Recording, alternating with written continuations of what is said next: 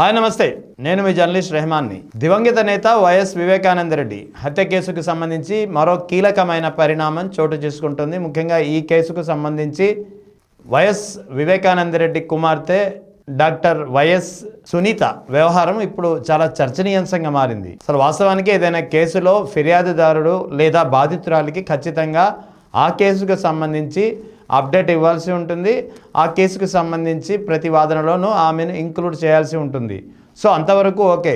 కానీ ఇక్కడ వివేకానంద రెడ్డి హత్య కేసులో డాక్టర్ సునీత వ్యవహారం కాస్త శృతి మించుతోందని చెప్పాల్సి ఉంటుంది. ఎందుకంటే తనకు నచ్చినట్టు దర్యాప్తు జరగడం లేదు, తాను చెప్పినట్టే దర్యాప్తు జరగాలంటూ ఆమె కోరుకోవడం అనేది ఇప్పుడు అందరినీ ఆశ్చర్యపరుస్తుంది. నిజంగా ఒక డాక్టర్ చదివిన ఆమె న్యాయం గురించి, చట్టం గురించి, అసలు న్యాయ ప్రక్రియ ఎలా ఉంటుంది, విచారణ ఎలా జరుగుతుంది అనేది తెలియకపోవడం చాలా శోచనీయం. వైఎస్ వివేకానంద రెడ్డి హత్యకు కేసుకు సంబంధించి కూడా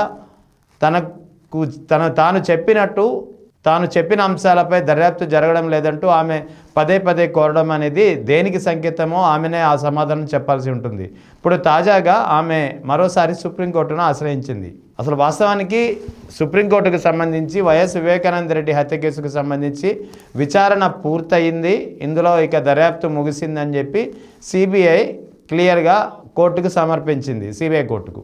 సో ఆ తర్వాత అయితే ఈమె మాత్రం ఈ కేసులో వైఎస్ జగన్ను ఈ కేసులో కొన్ని అంశాలను తెరపైకి తీసుకొచ్చే ప్రయత్నం చేసింది ఈమె. ముఖ్యంగా సీనియర్ ఐఏఎస్ అధికారి అజయ్ కల్లం ఇచ్చినటువంటి వాంగ్మూలంలో వైఎస్ వివేకానంద రెడ్డి హత్యకు సంబంధించినటువంటి ఇన్ఫర్మేషన్, న్యూస్ అనేది తెల్లవారుజామున తెలిసిందంటూ ఆయన చెప్పిన పరిస్థితి తన వాంగ్మూలంలో. సో దీన్ని ఈ సందర్భంగా ఈమె ఇప్పుడు తెరపైకి తీసుకొచ్చి ఈ అంశంపై విచారణ చేయాలి. అంతేకాకుండా వైఎస్ అవినాష్ రెడ్డి ఈ కేసులో వైఎస్ అవినాష్ రెడ్డి ప్రమేయంపై కూడా పూర్తిగా దర్యాప్తు చేయాలి. అంతేకాకుండా ఆయన ఫోన్ కాల్స్, ఇతర సమాచారాలపై దర్యాప్తు చేయాలంటూ ఈమె ఇప్పటికే చాలాసార్లు విజ్ఞప్తి చేస్తున్న పరిస్థితి, చాలాసార్లు డిమాండ్ చేస్తున్నారు.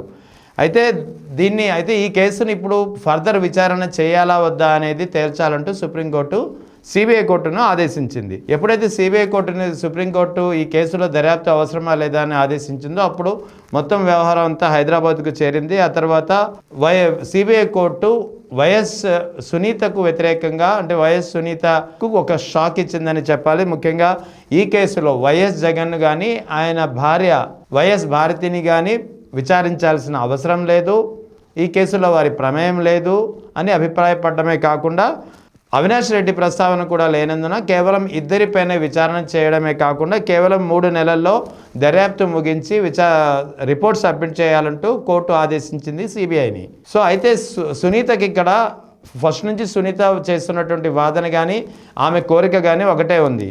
ఈ కేసులో ఏదో ఒక విధంగా వైఎస్ అవినాష్ రెడ్డిని అరెస్ట్ చేయించాలి, ఇదే ఆమె కోరిక. కానీ ఆమె కోరిక ఎప్పుడైతే తీరడం లేదో ఇప్పుడు తాజాగా సిబిఐ కోర్టు కూడా ఈ కేసులో వైఎస్ జగన్ దంపతులకు విచారించాల్సిన అవసరం లేదని, వైఎస్ అవినాష్ రెడ్డి ప్రమేయం లేదని, కేవలం ఇద్దరిని మాత్రమే విచారించి 3 నెలల్లో రిపోర్ట్ సమర్పించాలని ఎప్పుడైతే సిబిఐ కోర్టు క్లియర్ కట్గా ఒక తీర్పిచ్చిందో దాంతో సునీత ఇప్పుడు మరోసారి సుప్రీంకోర్టును ఆశ్రయించింది. సుప్రీంకోర్టు మార్గదర్శకాల ప్రకారం సిబిఐ దర్యాప్తు చేయడం లేదంటూ దీనిపై కొన్ని అంశాలని ఆమె లేవనెత్తుతూ మరో పిటిషన్ని దాఖలు చేశారు. అదేవిధంగా వైఎస్ జగన్ దంపతుల్ని అవినాష్ రెడ్డిని విచారించాలి, అలా విచారిస్తేనే ఈ కేసుకు సంబంధించినటువంటి దర్యాప్తు సక్రమంగా జరుగుతుందని చెప్పి భావించాల్సి ఉంటుందనేది సునీత కోరిక. అంటే ఆమె ఇదే విషయాన్ని కోర్టుకు కూడా తెలిపింది. తాను చెప్పిన అంశాలపై విచారణ జరగడం లేదు కాబట్టి మీరు ఆ దిశగా విచారణ జరిపించేలా ఆదేశాలు జారీ చేయండి అంటూ ఆమె సుప్రీంకోర్టును ఆశ్రయించింది. అంటే తనకు నచ్చినట్టు దర్యాప్తు జరగకపోతే న్యాయం జరగనట్టుగా ఆమె భావిస్తోంది. తాను చెప్పినట్టే విచారణ జరగాలనే, తాను చెప్పినట్టే దర్యాప్తు జరగాలనే ఒక అభిప్రాయం ఆమె బలంగా కోరుకుంటుంది. ముఖ్యంగా ఈ కేసులో ఏదో విధంగా వైఎస్ అవినాష్ రెడ్డిని అరెస్ట్ చేస్తే తప్ప తను ఈ కేసులో న్యాయం జరిగినట్టు భావించడం లేదనే ఒక భావన ఆమె పదే పదే వ్యక్తం చేస్తుంది. మొత్తానికి ఈ కేసుకు సంబంధించి సునీత వ్యవహారం అనేది రాను రాను ఒక చర్చనీయాంశమైన అంశంగా మారుతుంది. ఇప్పుడు ఈ కేసుకు సంబంధించిన విచారణ ఎప్పుడైతే ఆమె సిబిఐ తీర్పుతో విభేదిస్తూ సుప్రీంకోర్టును ఆశ్రయించి ఆశ్రయించిందో ఆ తర్వాత సుప్రీంకోర్టు దీనిని పిటిషన్ను యాక్సెప్ట్ చేస్తూ విచారణను 20 తేదీకి వాయిదా వేసింది. సో రానున్న కాలంలో సుప్రీంకోర్టులో వైఎస్ వివేకానంద హత్య కేసుకు సంబంధించి ఎలాంటి పరిణామాలు జరగనున్నాయి, వైఎస్ సునీత చెప్పినట్టు తిరిగి వైఎస్ జగన్ దంపతులను కానీ వైఎస్ అవినాష్ రెడ్డి పేరును కానీ విచారించే దిశగా సుప్రీంకోర్టు ఆదేశాలు జారీ చేస్తుందా, లేదా సుప్రీంకోర్టు సిబిఐ కోర్టు గతంలో ఇచ్చినటువంటి తీర్పునే తిరిగి రిపీట్ చేస్తుందా అనేది ఒక ప్రధానంగా ఒక చర్చనీయాంశంగా మారింది. మొత్తానికి సునీత వ్యవహారం మాత్రం కేసును తనకు నచ్చినట్టే జరగాలని కోరుకోవడంపై మాత్రం పెద్ద ఎత్తున విమర్శలు వినిపిస్తున్నాయి.